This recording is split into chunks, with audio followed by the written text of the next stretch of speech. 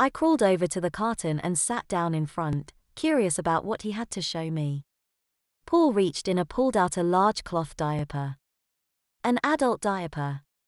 He looked at me as if he expected me to say something and then reached in and pulled out a pair of adult-sized, blue pastel plastic pants. I blushed in embarrassment as I recognized my property. He had discovered my secret. He reached in again and pulled out my favorite pair of Onuses. I was mortified. How could I explain my secret desires to them? I wanted to run away and hide. Gina looked at me with an odd smile on her face as if she was secretly enjoying my discomfiture. I tried to explain and found myself breaking into sobs. Gina knelt beside me and put her arms around my shoulders and told me it was all right. She didn't mind if I wanted to be a baby. I tried to tell her that I wasn't a pedophile, I just liked to dress up and pretend that someone loved me and cared for me. I told her about how different I had felt growing up and how lonely I'd been. I told her about how all I had wanted in life was a place I could feel warm and secure and where everyone loved me. My sobs became loud cries and she gathered me up in her arms and held me to her breasts to comfort me. She patted my back and made mothering noises to calm me in front of her astonished husband. Paul shook his head silently and took the box out to his car. I never saw it again. A month later, Paul called home and said he had some great news for us. He rushed home and told Gina to get me dressed, he had discovered the solution. Gina looked oddly sad at the news and took her time getting me ready. When I was dressed, Paul drove the two of us to the lab and asked Gina to strip me and put me within the machine's field. He made some final adjustments to the control panel and turned it on. The whine of the charging capacitors filled my ears as the machine began its start-up sequence. I heard the main relay kick in and the hum of the coils as the current passing through them caused them to oscillate. Then the automatic timer kicked off and I asked how I looked. Or thought I asked how I looked. "What's the matter?" I demanded.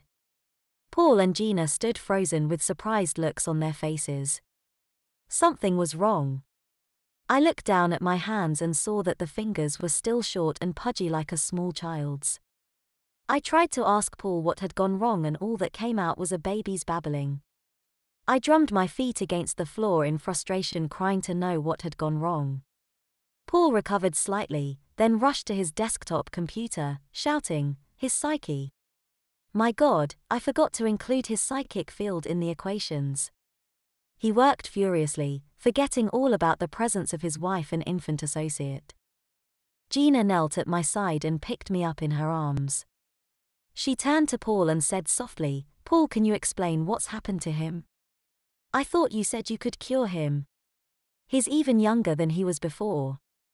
Instead of a 2-year-old toddler, he's been turned into an 11 or 12-month-old baby.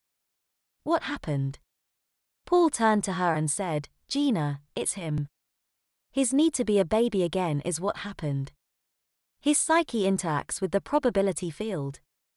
The machine works by altering the order within this manifold of Hilbert space. His psyche is also an ordering function. It's interacting with the machine's changes and introduced chaos into the equation. His intense desires have formed a mathematical strange attractor and are causing the field to produce uncontrollable changes. Don't you understand?